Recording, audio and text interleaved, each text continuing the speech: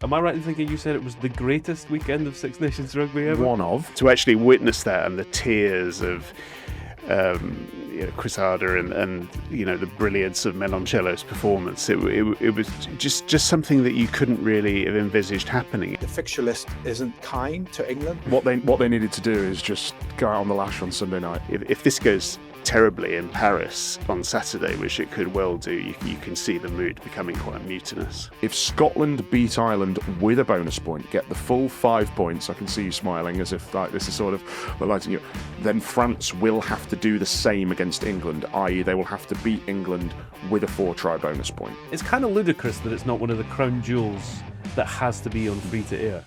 Hello there and welcome back to the Telegraph Rugby Podcast. My name is Alan Dimmick. I'm commissioning editor for sport here at the Telegraph, and what a weekend of Six Nations rugby. And we've got Charles Richardson is with us as ever.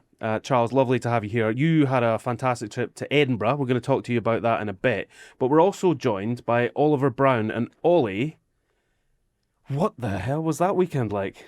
Oh, it was incredible. I mean, an abiding memory is actually that Viale delle Olimpiadi, which runs down to the Olympic Stadium, just being absolutely full of England fans in the 2 hours beforehand, just straining for any possible vantage point of that match at Murrayfield. And as soon as that was over, this kind of prevailing sense of horror set in at what was unfolding in the second match. Some confidence with that 8-point advantage, but at the end, it's just become the bleakest reckoning, really. Now, we're going to talk at great length about England versus Italy and just what that means for all sorts of different people.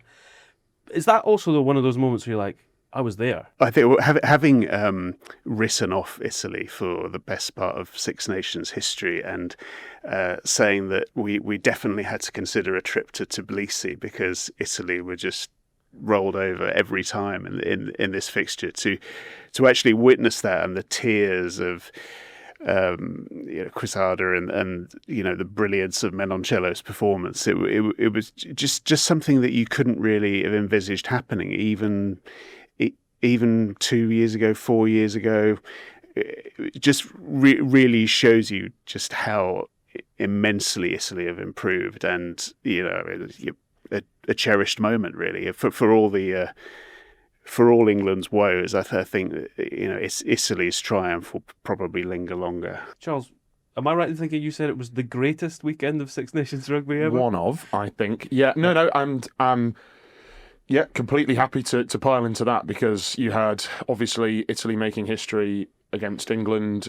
You had then earlier in the day where I was at Murrayfield, a 90-point thriller, well, not really a thriller actually, but maybe a 90-point epic classic between Scotland and France. And then the night before, you had Wales really giving Ireland a bit of a bloody nose, and on another day might have caused an upset in Dublin, a team that looked down and out for the count a few weeks ago. And that was the worst game. And you had probably the try of the tournament, the try of the championship from Ryhs Carre with it as well. And that was the worst game of the three. When this Wales team pushing up this Ireland team all the way in Dublin with a try of the championship contender is the worst game of the weekend, then I think you've probably got a pretty good weekend. Let's get into England. And, Italy, phenomenal day for them, will live long in the memory. I think for England, really, it's time to start having some serious conversations, and to join us for that serious conversation is Gavin Mairs from Verona. And Gav, just after a couple of days' reflection, where do you stand now with that day for England? It certainly hasn't really aged well with time. We've spent all of yesterday sort of talking through, analysing it. We had the RFU issue a statement of showing some conditional support for Steve Borthwick, and significantly it really only talked about through to the Nations Championship, and which really suggests that there isn't full backing to the World Cup. And when the RFU are feeling that way, that there really is a scrutiny now on Steve Borthwick's tenure. And I think the reflection, Al, like going into this game, Steve Borthwick had made, record number of changes, 12 changes in total to the squad. They had addressed spirit within the camp internally. They'd had the visit of the 2003 World Cup winners, and there was a tweak to their training, their game plan, what they were going to try and achieve.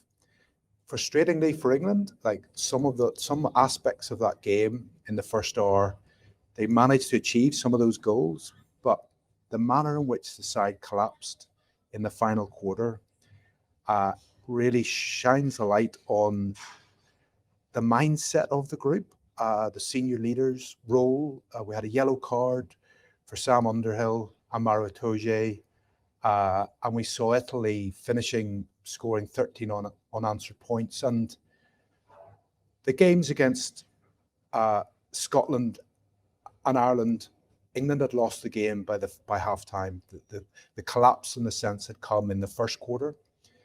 The frustrating thing for Steve Borthwick on Saturday was seeing his side grind their way to an 8-point advantage.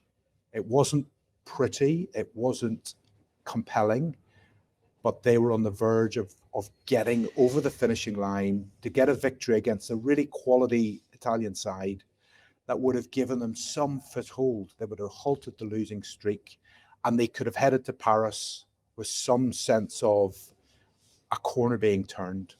The problem now is it's a third successive defeat. England have never lost 4 games in a championship before. And what really is troubling now, you ask about the mood in the camp and what happens next.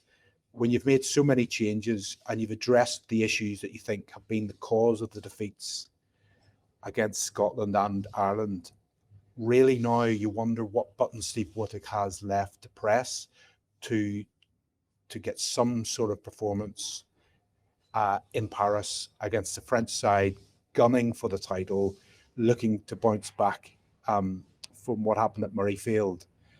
And I guess, I wrote a piece for the Telegraph this morning. Really, I feel there has to be real, soul searching, and really within the playing group, really within the senior players, to find a solution to this, because it's we're at a stage now, and I've seen this many times with England before. 2007 World Cup, they humiliated in the pool stages, 36-0 defeat by South Africa. That group took control of the situation, managed to get to the final, and almost won the thing. So, we look for leaders, we look for the players to find solutions themselves. And it's just, to me, the players have spoken eloquently after the defeat about how they are in support of the coaching setup. And it's really, really time for them to show that with actions, not words. Yeah, you just caught me there writing down the phrase actions, not words. Just back with you, Gav, very quickly, you used the words there, and it feels like it's doing an awful lot of heavy lifting, is conditional support for this coaching team at the moment. Do you think that is there now just a metaphorical ticking clock on the wall? Are there certain criteria that need to be hit for everything to stay as is? Because there must be alarm bells already. Well, Dim's, the fixture list isn't kind to England. So if you imagine they're playing France on Saturday, the next game is against the world champions South Africa in Johannesburg at altitude in July for the opening game of the inaugural Nations Championship. England then face a tricky game against Fiji in Liverpool and then head down to Argentina. So if you look at those 4 games as a run, if there isn't a significant improvement in performance results, the RFU are going to have to really look at whether they believe this is the right thing to keep supporting this coaching setup, because we're right back to where we were 4 years ago when there was a statement of support for Eddie Jones after the Six Nations in 2022. By November, he was sacked, and we had the situation where Steve Borthwick was parachuted in, with 11 months to go or even less to prepare for a World Cup.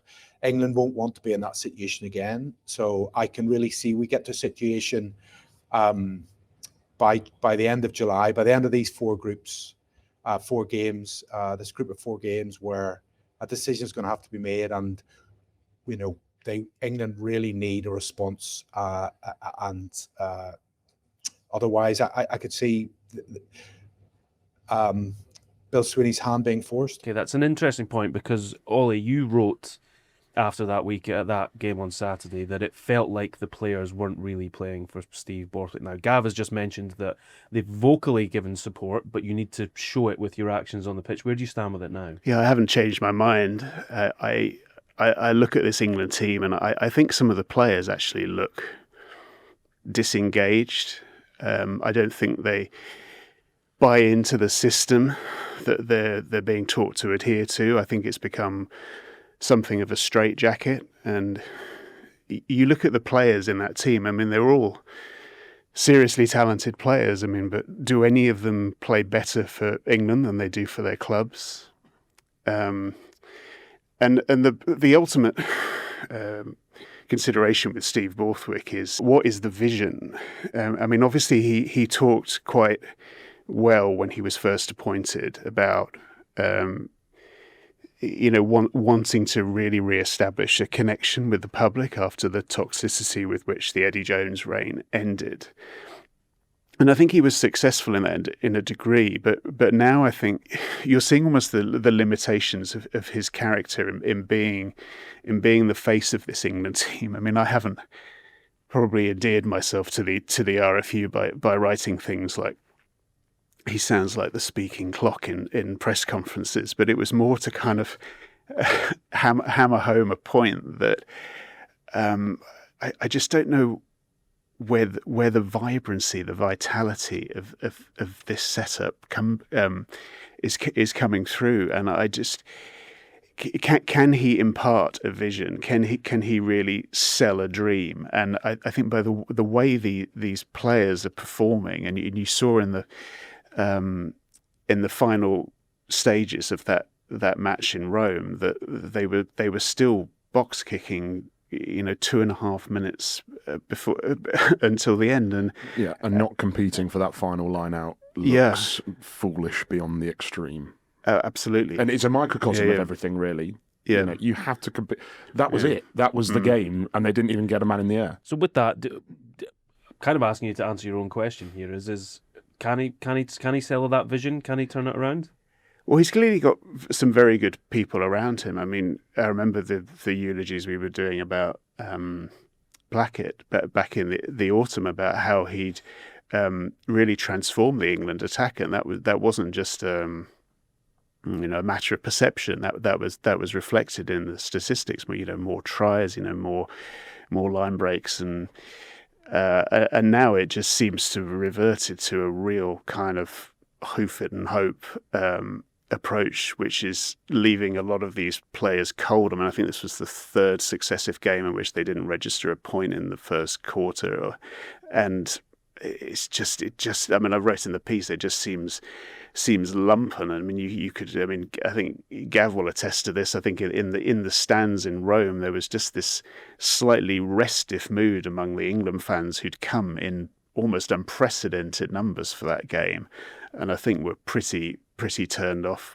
firstly by the performance, and secondly by the result. And I think if this goes terribly in Paris on Saturday, which it could well do, you can see the mood becoming quite mutinous. Yeah, no, I would agree with that. I think that if they lose in Paris, then, which obviously is probable rather than possible, you'd have to say right now, then I think they will have to make a change somewhere in the coaching. I don't think the fans will accept just, let's see how it goes in the Nations Championship. I don't think that the head coach is necessarily the person who will carry the can here, but I think there will have to be some kind of coaching setup, because clearly it's just not working as it should at the minute. And just on the senior players point, there's obviously that video that's doing the rounds at the minute that was flagged by the BBC and Ugo Monye of Maro Itoje and Finn Smith having a bit of a tete-a-tete, an argument that over whether to go to the corner or to take 3 points at a penalty on Saturday that ends in Maro erupting. Really, you'd have to say erupting in quite a snappy and short-tempered fashion at his fly half, and it didn't necessarily give the vibe that A, the captain was fully under control, or that B, it was a harmonious camp right now. Gav, you're nodding away there because it feels like you want to jump in. I was just going to say on that, like I've seen the video and I can remember live seeing, I couldn't hear the words, but I could see Maro's expression, which was a sort of flash of anger, which, again, he's a very composed, normally very composed player and doesn't give away a lot with his facial expressions. But, there's part of me that thinks that's like, bring it on. Like that they need some tough words. That, the piece I wrote for the paper this morning about the need to sort of make it a really happy camp and make players feel that they can be themselves and play without fear. I think they need a bit of fear right now. Like the Maro haven't saying, Maro would have seen England butcher, I think at least three chances by kicking to the corner, penalties to the corner. And at that point, take the points, build the lead. That's what they needed. And they did. And, to me, like a lot's being made of a few hard words, but, any of the great England teams that have gone before us, people would be calling each other out all the time. And, this is, I think there's a few home truths need to be spoken this week about what the players really want, how they're going to express themselves against France. And listen, Scotland showed this French team, however brilliant it has been, and it has been a brilliant team, there are weaknesses that can be exploited. And, England have just got to go. I just think spend a week. This is the kind of week, or, what can they do? What can they do tactically in training? What can they do? They need to sit down together and have an old school meeting about what it means playing for England. What are we playing for the coach? Are we really playing for the coach?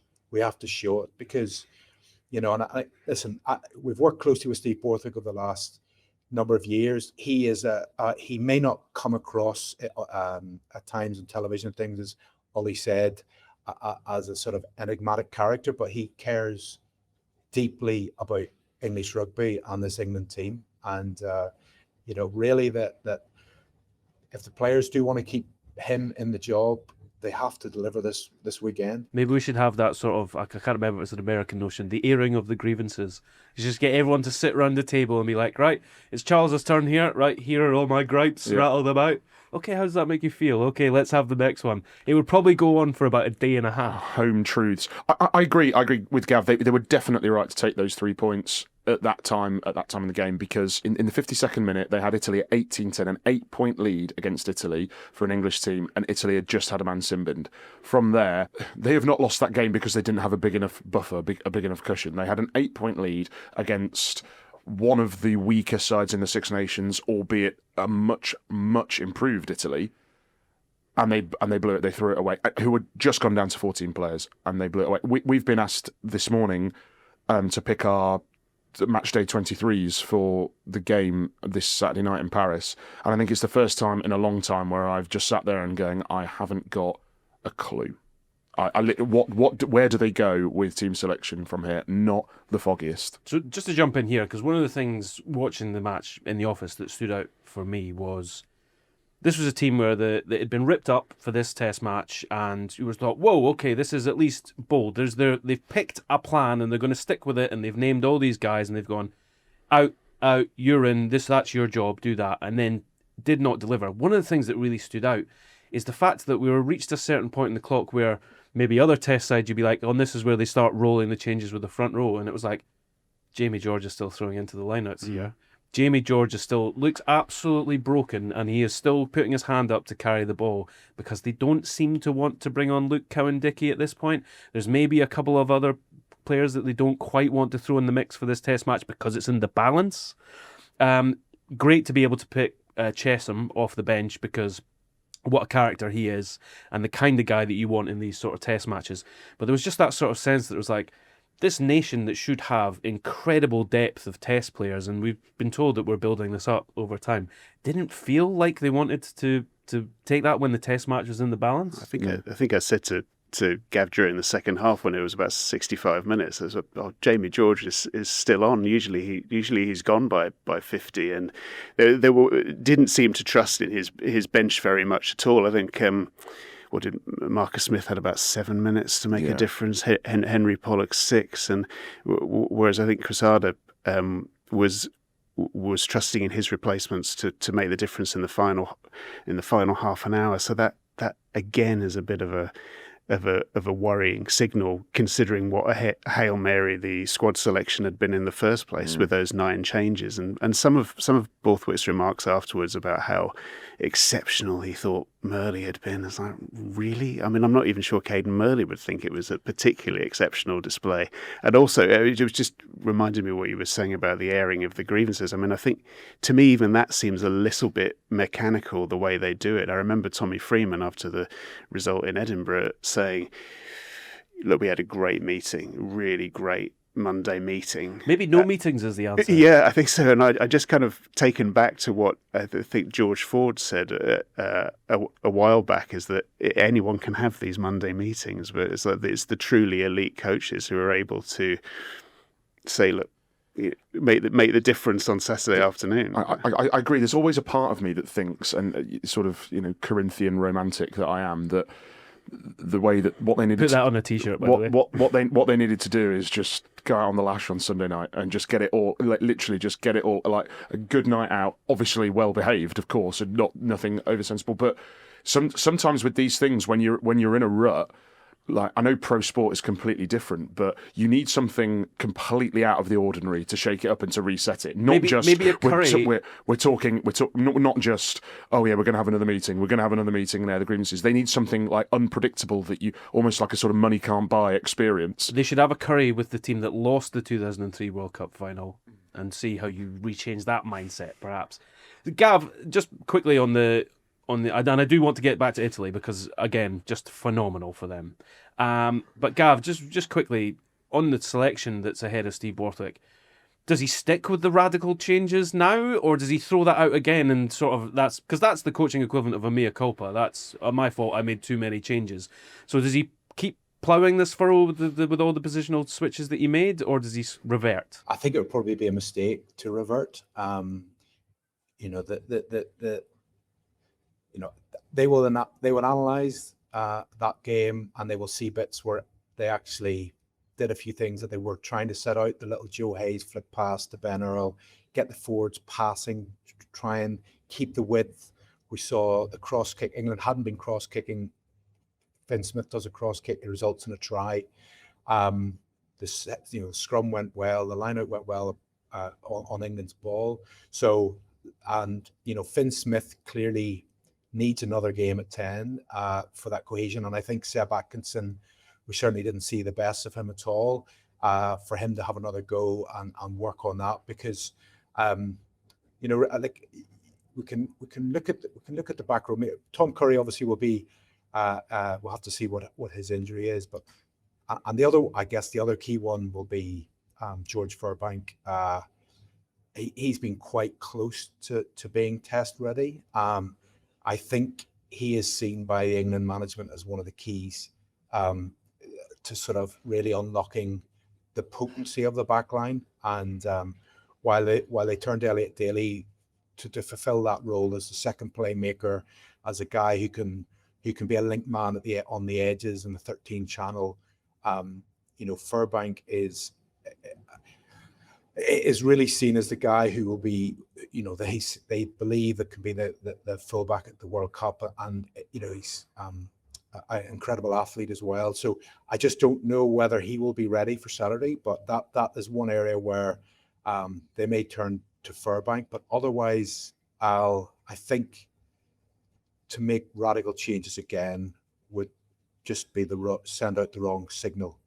And England don't need panic right now. There was panic in that final quarter. England need to believe in themselves, believe in what they're doing. And at times, and this is again when I get back to how they're playing, the decision making, the decision, as Charles said, not to contest that final line out. Some of the decisions when broken play there is the opportunity to attack space and not necessarily go, well, we are meant to kick now. Like, the players can make that decision themselves, and if they don't think this is the right game plan, challenge it, because it's Test rugby, it's such a special moment. You have to cherish all these occasions, and you have to make sure as a player that nothing is left behind.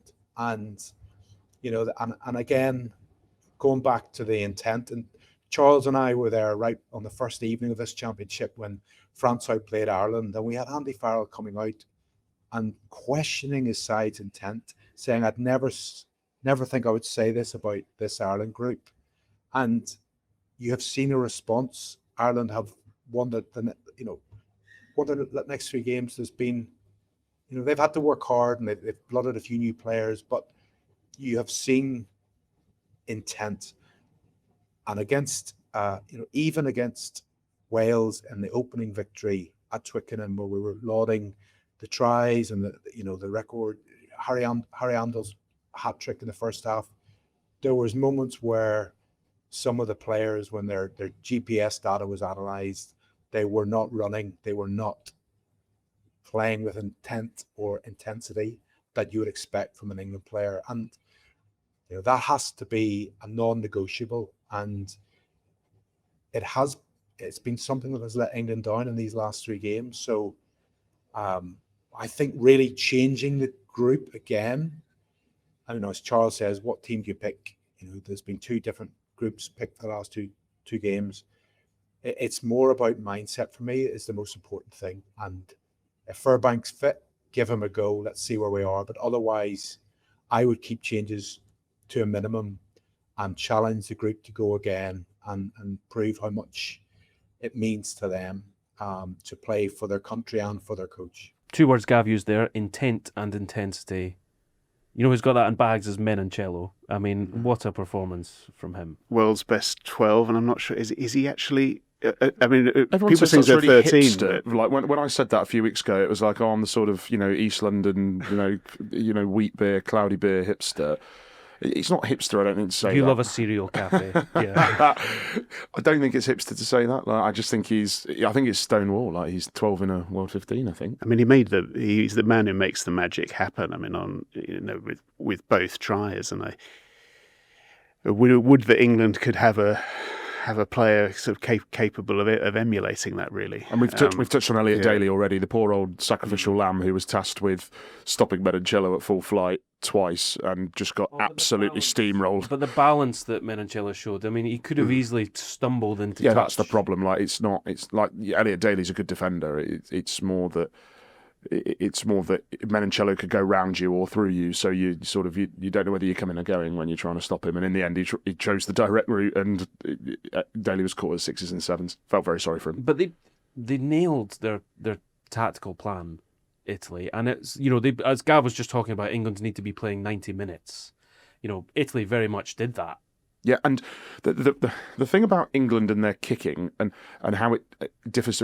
England kick a lot, okay, but a lot of teams kick a lot. Like, kicking has become a real sort of vital part of Test rugby and just professional rugby generally. But England have picked a team around kicking and retaining possession.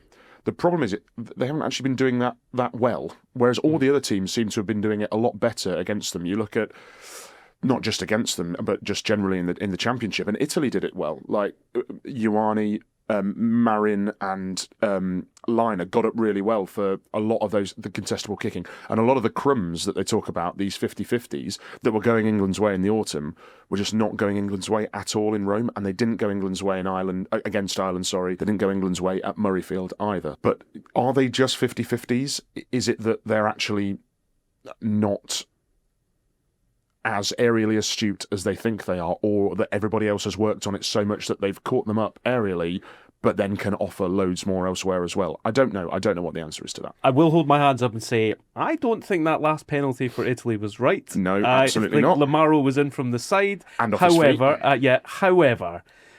I also don't think it was even holding on. I don't think he was on the ball for anywhere near long enough. Anyway. That being said, Italy fully deserving of their win. And I suppose it was they've got the tactical acuity they've got, but they probably got the emotions right as well. Is that fair to say?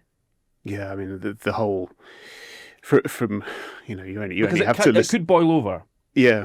It never felt as if they were getting skittish or overwhelmed by the occasion, and I think the truest line that's been said about it is that it really wasn't an upset. I mean, people sensed that this could happen beforehand. I think all of us, well, most probably predicting a very, very narrow scoreline, and Italy just trusted in themselves, and I thought with that it could get away from them a little when they were 8 down in the second half, but Cruzada looked calm every time the cameras were on him, and clearly they had a plan, and also they had an ability to adapt as well, because I think they'd spend the entire game basically kind of hammering at the line, and then showed the wherewithal to go out wide at the end and find an alternative solution. And as obviously as England are discovering, it's that ability to conjure alternatives in the moment that's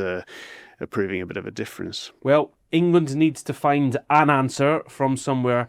Gavin Mairs, Gav, thanks very much for joining us from Verona. Just quickly, food good? All right with you? Because your prolonged stay in Italy? The heart bleeds for you. Yeah, well, we got the train down up from Rome to Verona yesterday afternoon, and I had sort of a nice bowl of pasta, shall we say. Oh, there we go. Well, keep in touch with Gav's dispatches from Italy. Him and Dan Schofield are also out there. We'll be getting all the tea from what's happening around the England camp. Loads of stuff to pick through for that. We'll obviously be giving us dispatches as well from Paris. Gav, thanks very much for stopping by. Next, and I'm going to read these words because they just seem odd to me. Next, we'll be talking about how Scotland put themselves into title contention by hammering France. Right. Straight into it. You were at Murrayfield, Charles. Yeah, but I'm more interested to knowing this is how torture for me. Yeah, your emotions on Saturday. Oh, Saturday was very interesting. At what point did you actually think they were going to do it? Because they were 47-14 up at one point. Yes. Did you even let yourself at that point? People kept turning to me and saying Scotland are going to win this, and I just still PTSD from the Argentina game.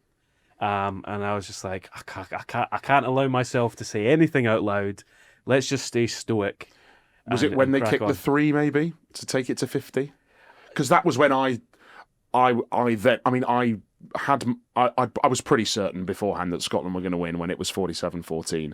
Then when they took it out to 50, I just thought it's too far for France to go. They haven't got time. I will admit my heart was beating a little bit faster when there was the interception off of Dupont. Yeah, I mean that was the moment where I turned to others in the press box and just thought, this is done. That was worth a lot more than the 7 points that was registered on the scoreboard. There was a symbolic moment, I think. The scoreline 50-40 makes it look like it was actually quite close, because obviously France had a late flurry of utterly immaculate tries that they scored, that were most of which were very important though. Yeah, very important to get that to get the 4-try bonus point ahead of this weekend, because they're still favourites for the title even with that loss.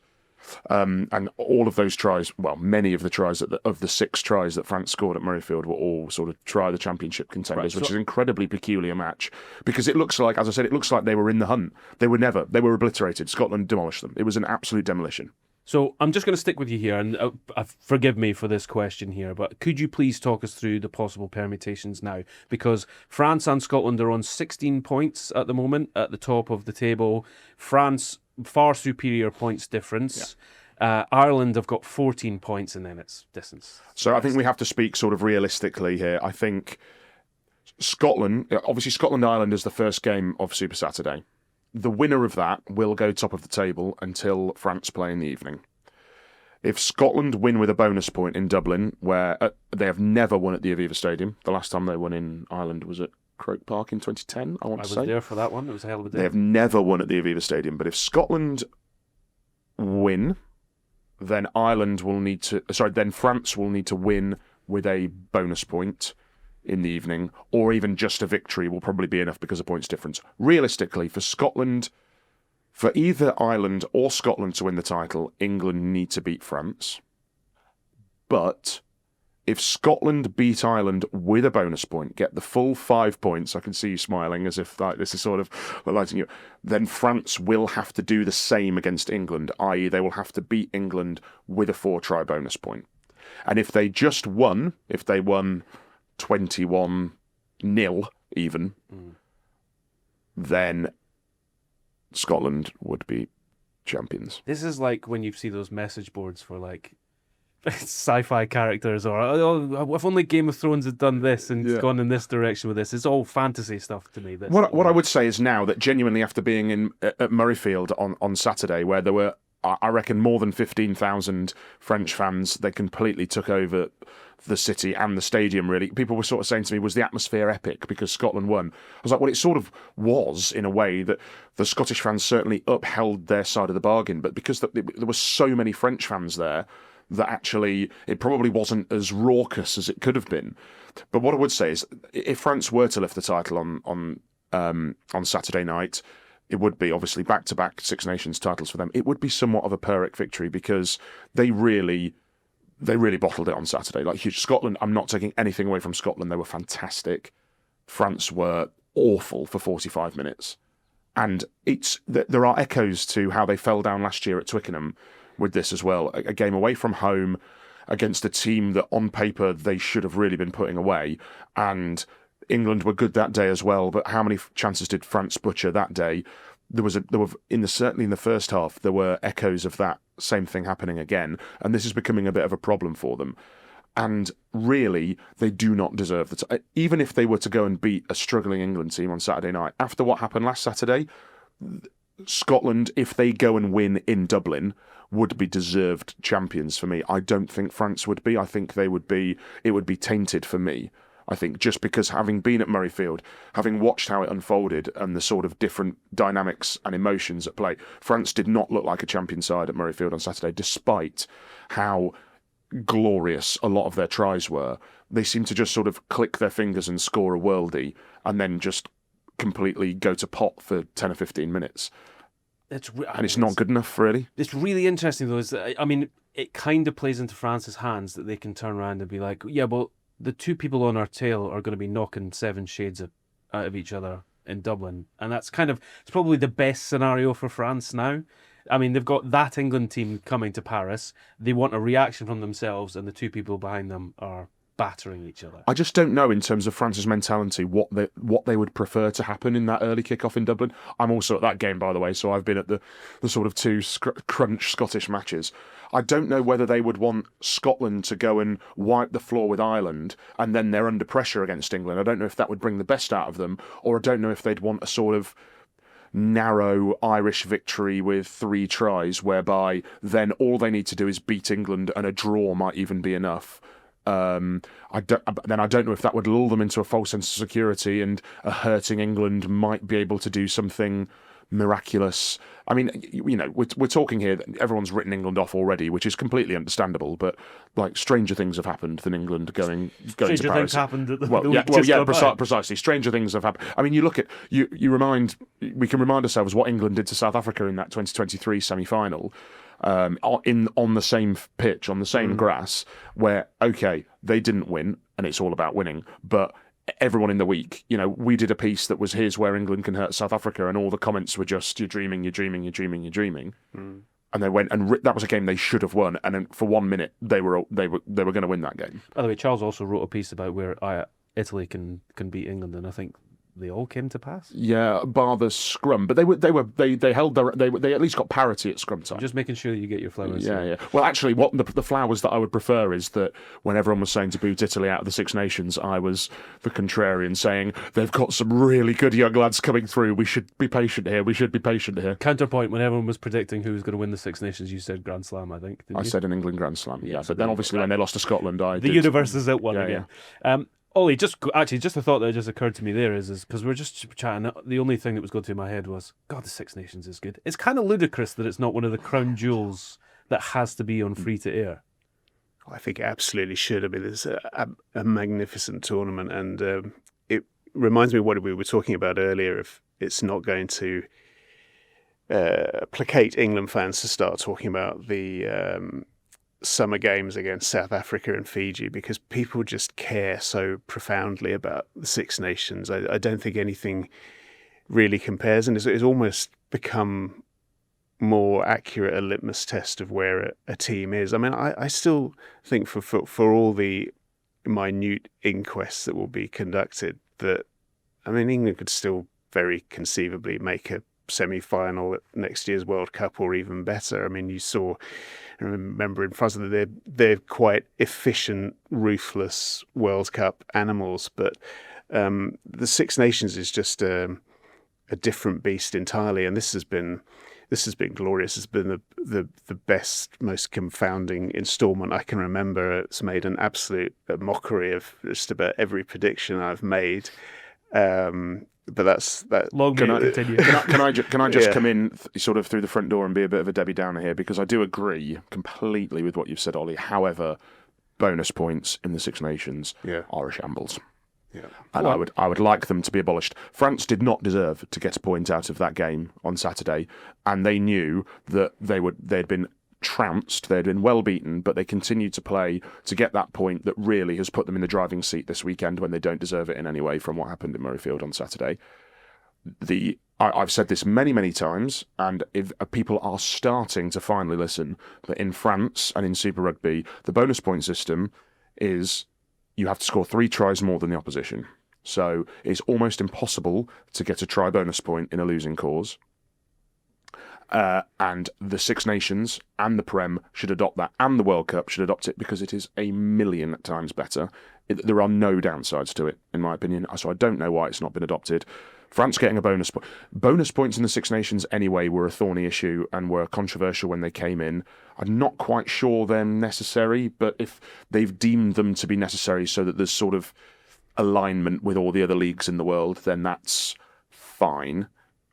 But you've got this sort of, and we see it in the Prem every week as well, whereby a team might go 30 points clear, and then the opposition, who have been well beaten, will just score 3 late tries, and after having scored a try earlier, and go away with a point when the other team have been allowed to take their foot off the gas, and it just allows for such a topsy-turvy match like that. That now looks like France have had a good stab of it at Murrayfield, 50-40, really. They've lost by 10 points.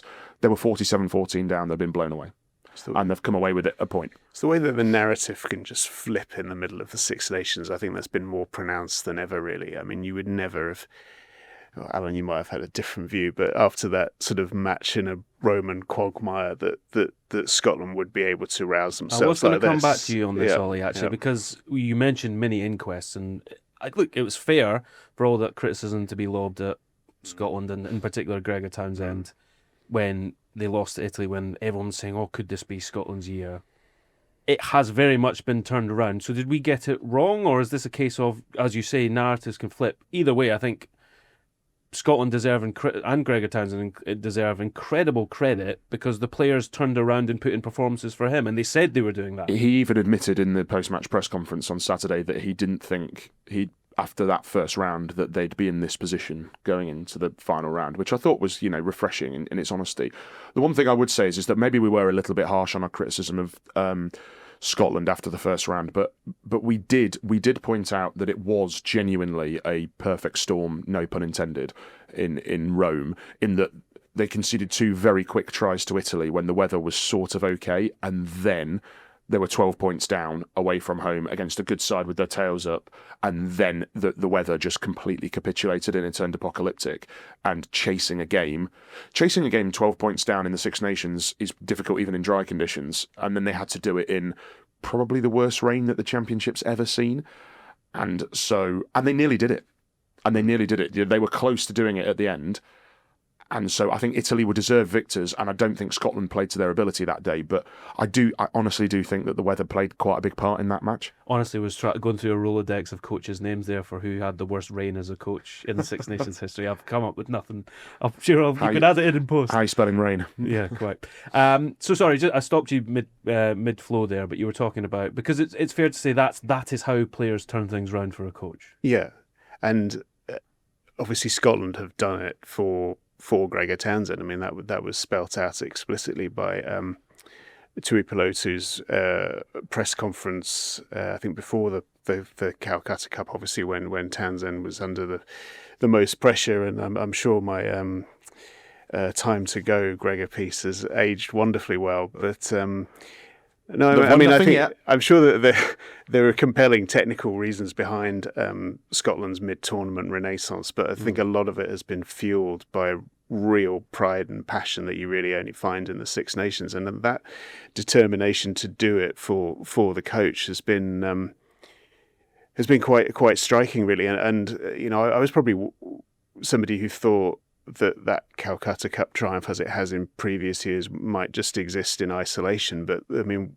what has happened this year is that they've absolutely built upon it. I mean, okay, the win over Wales was slightly more fragmented, but I mean, to put half century of points up against everyone's Grand Slam favourites was an astonishing statement, and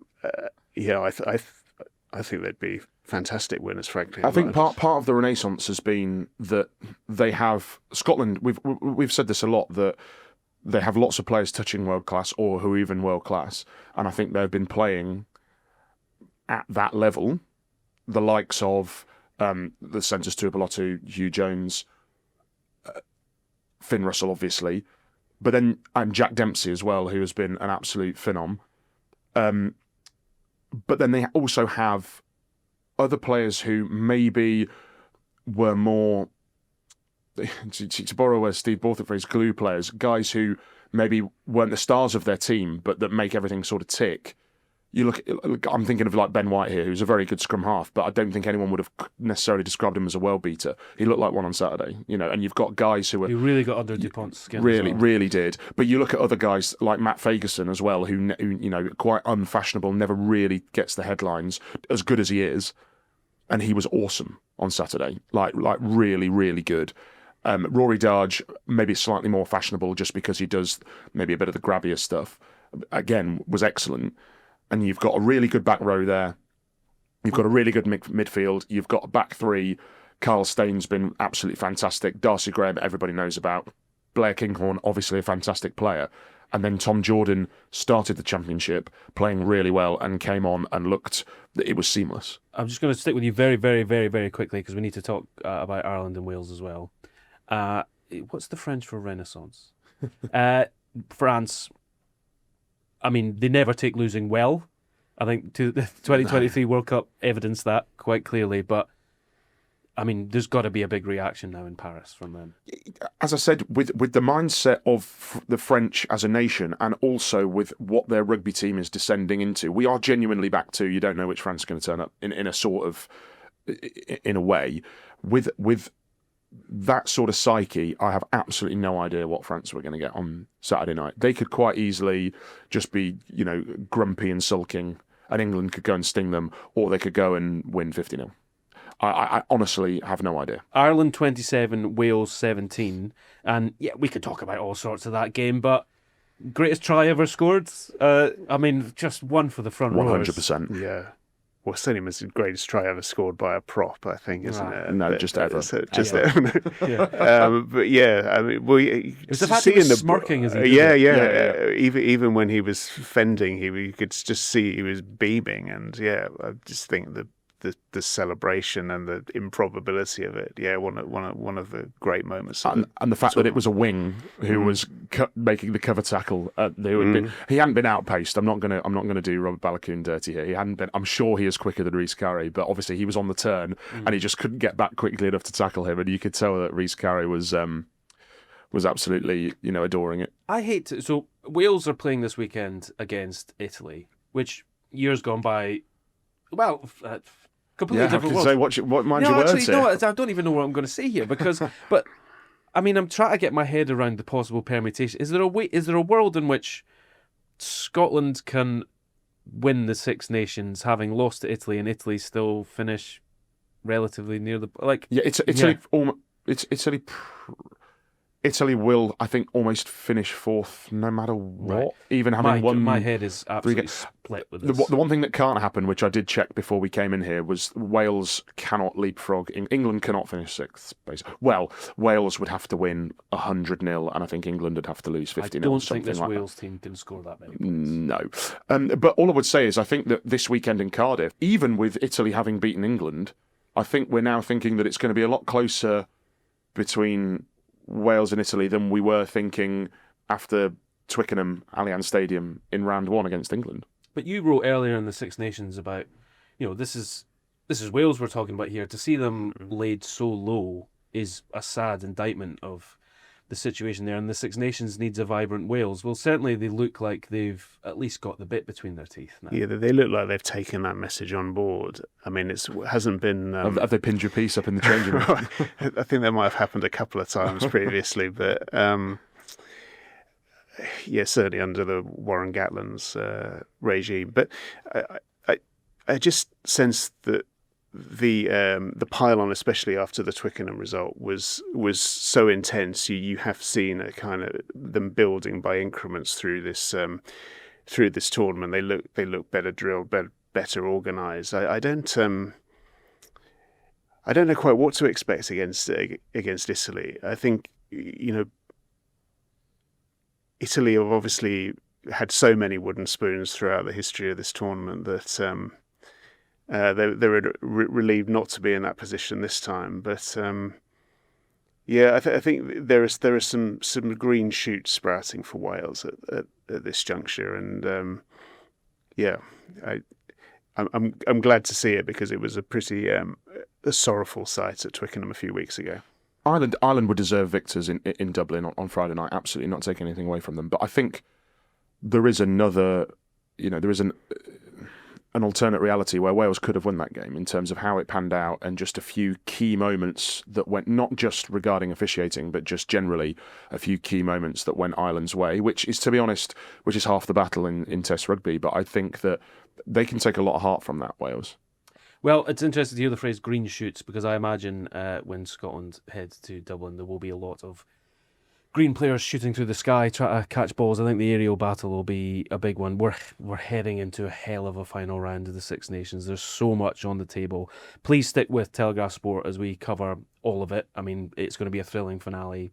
We will give you the best of us. Please stick with us.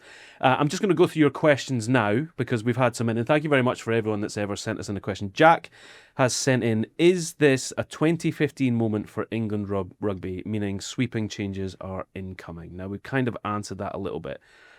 The follow-up question, though, is linked to above. Do any of your sources suggest that Sweeney's statement of support was simply a case of getting through the next week?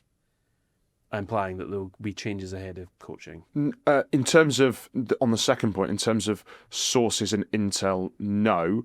But as I said earlier, in terms of just my perception of it, if they lose to France, then I wouldn't be surprised if there was some kind of change to the coaching setup. Generally, I don't think that means the head coach, as I said, but I think that I could envisage some kind of change. I mean, it's been in the French press for the past 6 months that Joël Abd was in the final contention for the Brive head coach role. Apparently, he's turned it down. Interesting. Yeah, apparently he's turned it down. So clearly, he's obviously either free to leave or keen to leave. I'm not just talking about him and honing on him. There could be others. There could be other shake-ups. And on the first, remind me what the first question was. Sorry. Is this a 2015 moment for you? Well, I was thinking about this the other day and how Andy, obviously even earlier, Andy Robinson was sacked after losing to Argentina at Twickenham, the first loss there. And obviously this was a historic loss for Steve Borthwick for losing to Italy for the first time. He's lost to Fiji for the first time. It's not quite the same because I think the context here is that England had won 12 games in a row, and they've still won 12 out of 15. They have fallen off a cliff, absolutely fallen off a cliff, and I will not defend that in any way. But none of those previous coaches, the team was playing poorly regularly. The squad looked quite mediocre, and then they weren't winning either. I mean, after the autumn and ahead of the Six Nations, we were talking about England as World Cup contenders. Their squad looked great. They had great depth. and they'd won 12 games in a row, and we were talking about them as certainly Six Nations contenders. I thought they might get a Grand Slam. That has completely been blown to smithereens. But I think it's important to have a look at the full picture rather than just taking 4 weeks in isolation. But the assistants are a very interesting part of that picture, because Joe Alapt, some people are saying, what really has he implemented in his time with England, being linked with other jobs, turns it down. And Ollie, I'm going to turn to you here, because quite a few questions we got coming in, and quite a few responses in our pieces over the weekend were about the role of Wigglesworth with England. And Chris has asked us, how is Borthwick still employing Wigglesworth as an international coach? Certainly not a defence coach, and why isn't Lee Blackett able to put his stamp on the attack like he did with Bath? Now, you mentioned Blackett earlier. Do you feel that these guys... do you think that it's just basically hell or high water with Borthwick's style play? I mean, we're told an awful lot that these guys are able to challenge him. That's what we were told about Borthwick. Do you think there's enough of that? Do you think that the coaches that have been in there longer term have had an impact? I don't see the evidence would suggest that Blackett isn't being given as much free rein as he was perhaps like under this setup. I mean, not to be unfair to Steve Borthwick, but I suppose the mental image, if you close your eyes, is of a man on top of a stepladder supervising a line out, is not necessarily, as I said, somebody who's really fleshing out an overarching vision for how he wants this team to play. And I think that's why there was such optimism around Blackett coming in, because of his because of how much he could electrify an attack. And whilst there were definite signs of that in the win over the All Blacks, I think there was a sort of double fist pump from Blackett during that game after the Dingwall try. But now England are in such an awkward position as to what to do with everybody, really, whether it's the head coach or the assistants, because there's so much revisionism going on, and now we look back at that 12-match winning streak, and the question is, did we just see what we wanted to see? Were the All Blacks just a pale imitation of themselves? Were the 2 wins in Argentina maybe overstated? I think that's probably unfair, because everything did seem to come together in a really promising way, and he was continually augmenting that team, and he seemed to have the right people in place. But you wonder if perhaps there is an over-reliance on Wigglesworth. They seem to be very tight, and that seems to be where a lot of supporters' criticisms are being directed, certainly by the type of very one-dimensional play they're seeing. You ready for a bucket full of Schadenfreude? Mm-hmm. Glasgow Boy asks, and where could he possibly be from? Do you support relegation for the Six Nations? I could see England playing Georgia or Spain. Well, yes, ideologically, yes. I would like to see a playoff between the 6th team and the winner of the Rugby Europe Championship. But England are not going to finish 6th, so they're not going to be playing Georgia or Spain. It's pretty. Also, Spain got hammered by Portugal. Yeah, they did this weekend. So there's that. Very quickly, relegation, Six Nations. I don't think it will ever happen. I was quite an advocate. That was not my question. Yeah, I also agree with that. I don't think it'll ever happen, but I'd like to see a playoff. I'd love to see it.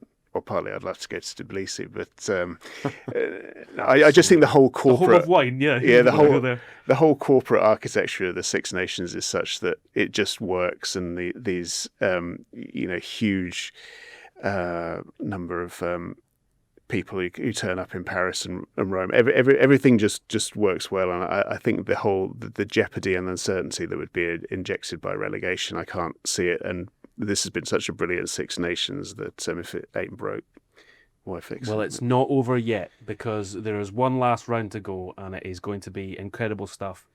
Please stick with us at Telegraph Sport for our coverage of all of it. Thank you very much to Gavin Mairs for joining us from Verona. Keep an eye out for his dispatches from there, as well as Dan Schofield. Loads to pick through with the England team. Thank you very much to Charles. Thank you very much, Ollie, for coming in and stopping by and telling us all about your experiences in Italy. And we go again. Come back with us next week, and please keep sending your questions in, and we'll try and answer them as best we can. Let's go. Forza.